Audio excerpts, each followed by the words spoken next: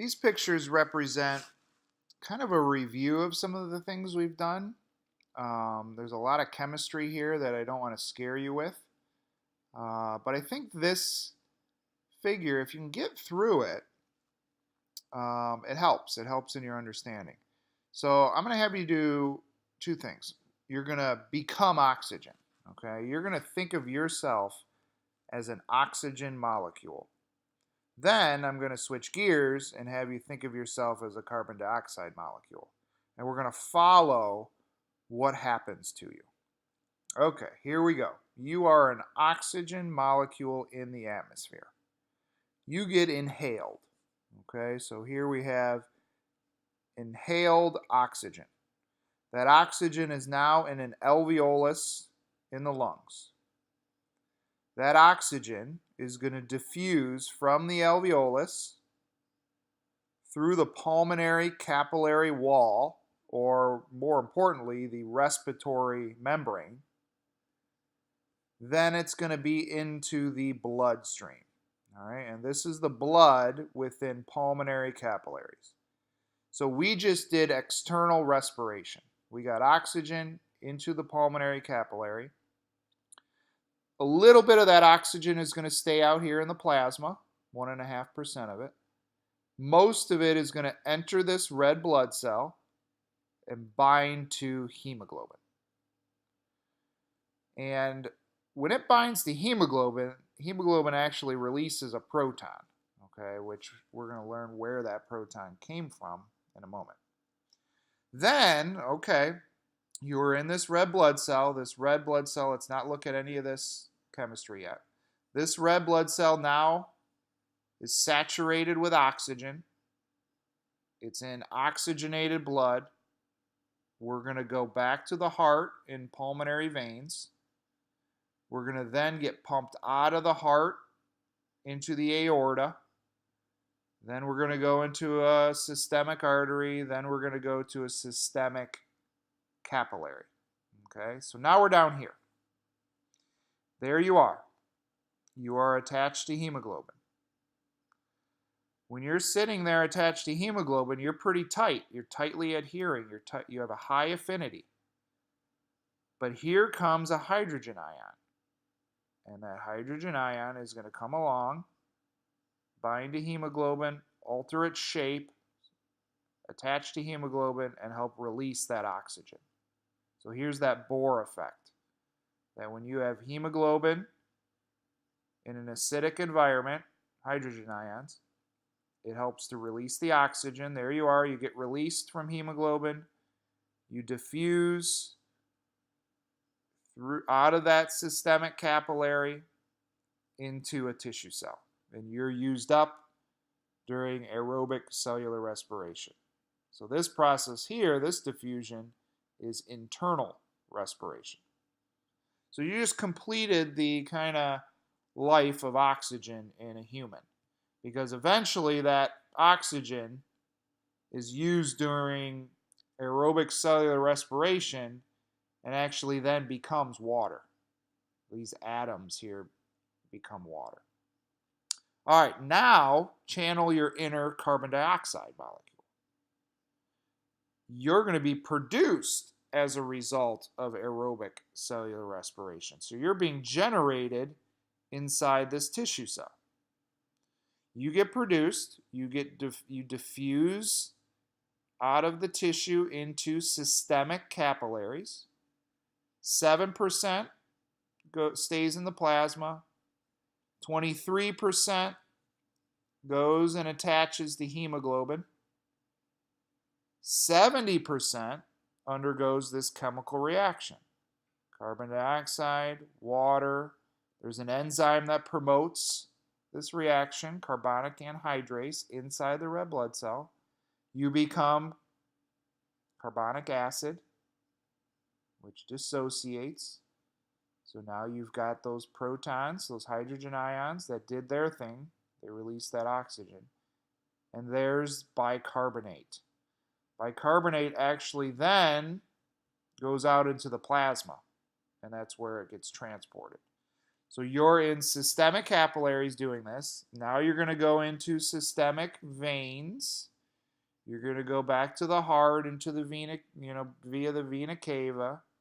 You're going to get pumped to the lungs via the pulmonary arteries. Then you're in a pulmonary capillary. So now we have to jump back up to the upper slide because there you are.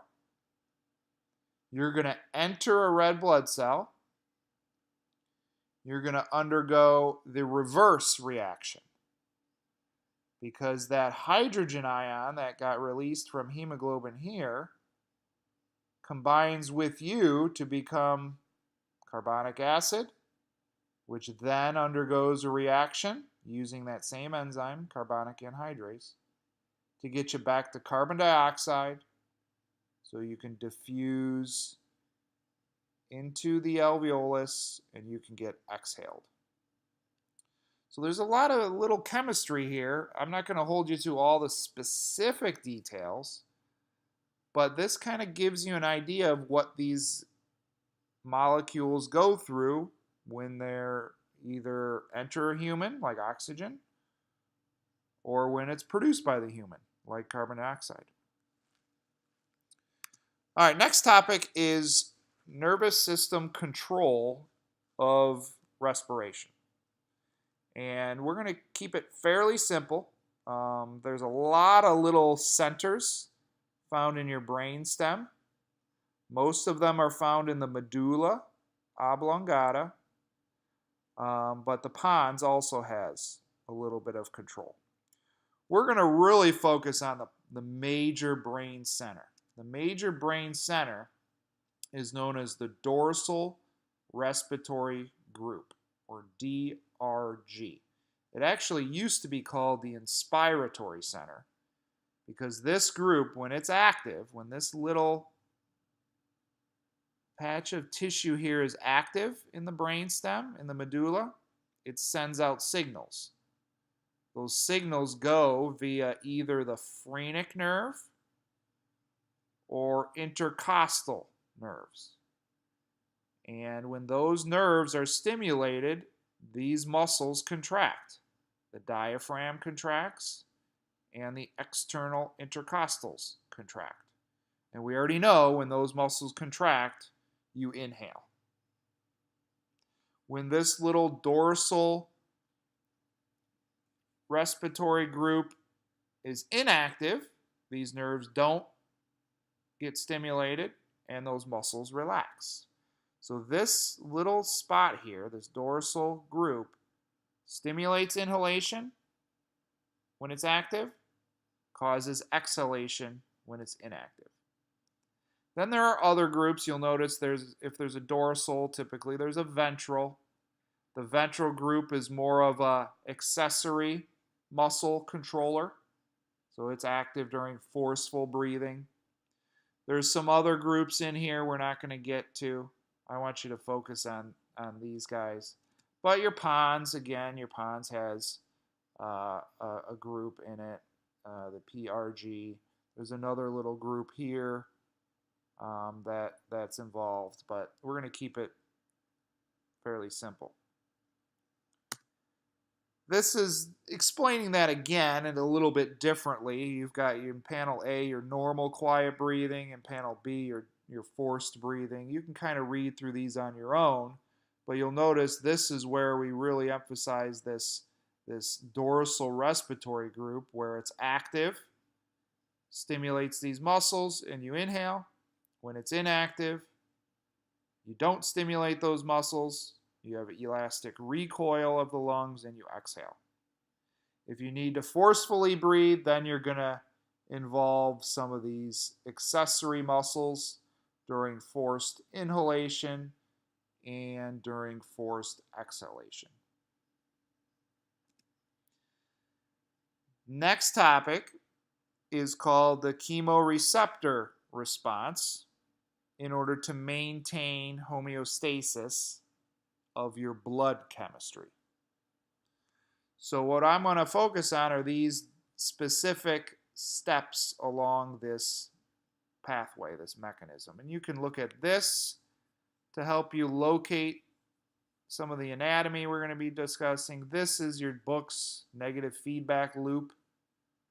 But I want you to think about what happens when you either hold your breath or you begin to exercise or become more active. So if you were to hold your breath right now, what's going to happen to oxygen levels? Well, you're going to be using up oxygen because you're still alive and using oxygen. If you're using oxygen and you're still metabolically active, you're going to be generating carbon dioxide. The problem is you're not going to be able to bring in any more oxygen and you're not going to be able to get rid of carbon dioxide. Same is true when you start exercising. For a moment there, before you start to breathe more, you're using up a lot of oxygen and you're generating a lot of carbon dioxide. So the blood chemistry is shown here. Low oxygen, high carbon dioxide. Because of the high carbon dioxide, you're going to generate a lot of hydrogen ions. And because you're generating a lot of hydrogen ions, your pH drops, aka you become acidic. So this is what I want you to think of as a stimulus. All these four conditions go together. It's basically when, again, you're either holding your breath or you begin to become more active. That's the stimulus. We have receptors called chemoreceptors that monitor these conditions.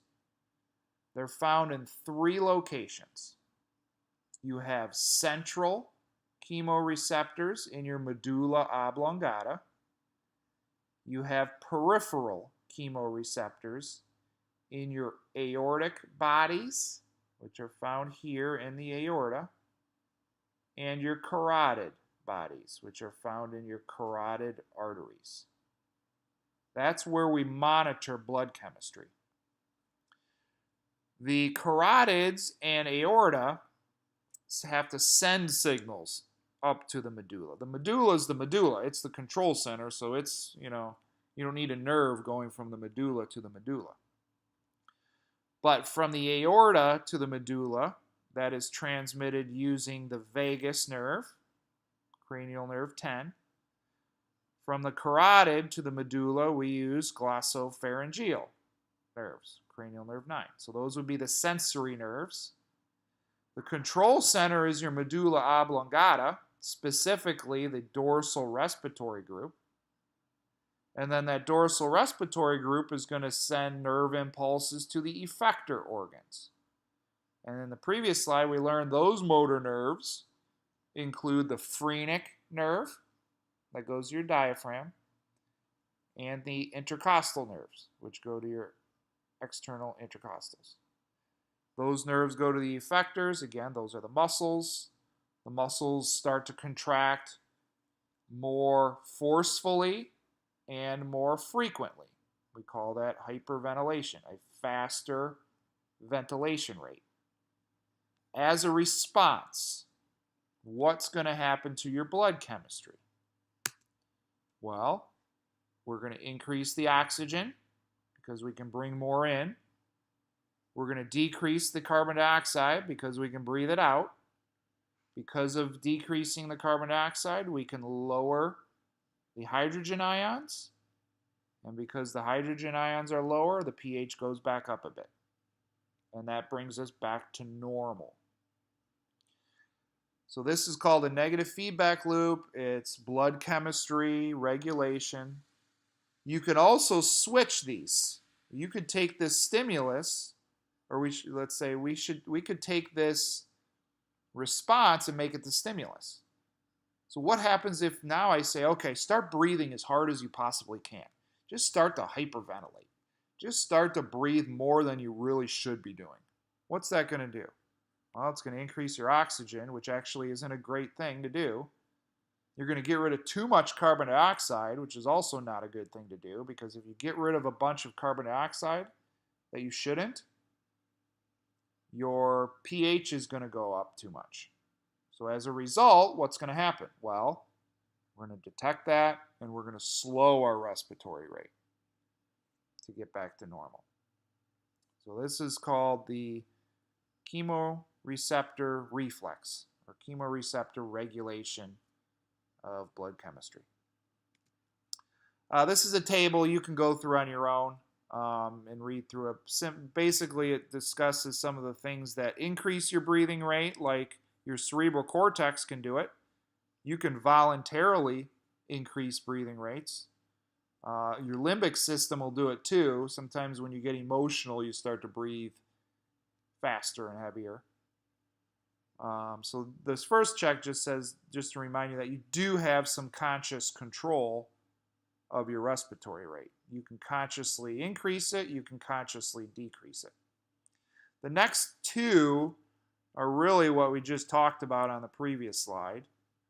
Blood chemistry can affect your respiratory rate. Movement of the body, proprioception, can affect breathing rate.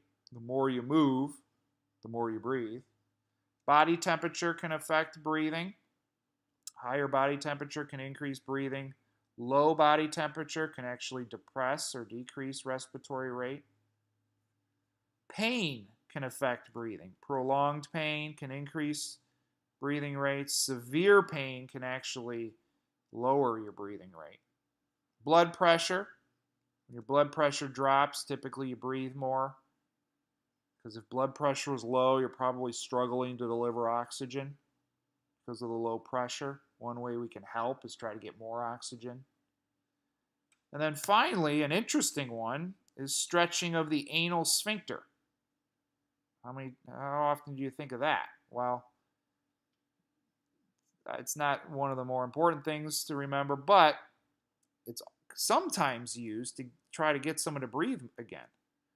Maybe a baby has stopped breathing, or an adult has stopped breathing. One way, one last-ditch effort to try to get someone to breathe again is stretch the anal sphincter. And that might stimulate their breathing. And then over here we've got some irritation of the throat, larynx. Chemicals can actually cause, a brief stoppage of breathing followed by some coughing or sneezing. Last thing, you can look at this slide on your own. Asthma has some triggers, has some mediators, has some treatments. Very similar to allergy in that it's a hypersensitivity, but it's more specific to just the airways that get a lot of inflammation and muscle spasms. And those muscle spasms cause constriction of the bronchioles. So you got muscle spasms, you could get edema, accumulation of mucus, and then over time it could actually damage the epithelium. So a lot of problems that can occur with asthma. Triggers, a lot of different triggers. Mediators, a lot of those pro-inflammatories. And then we can treat a couple different ways. One, dilate, which is getting those smooth muscle to relax. You can reduce the inflammation with corticosteroids or leukotriene blockers. Finally, the two COPDs we often discuss are emphysema and chronic bronchitis. COPD is the fourth leading cause of death behind heart disease, cancer, and cerebrovascular disease, like a stroke. So very significant in healthcare is COPDs and asthma.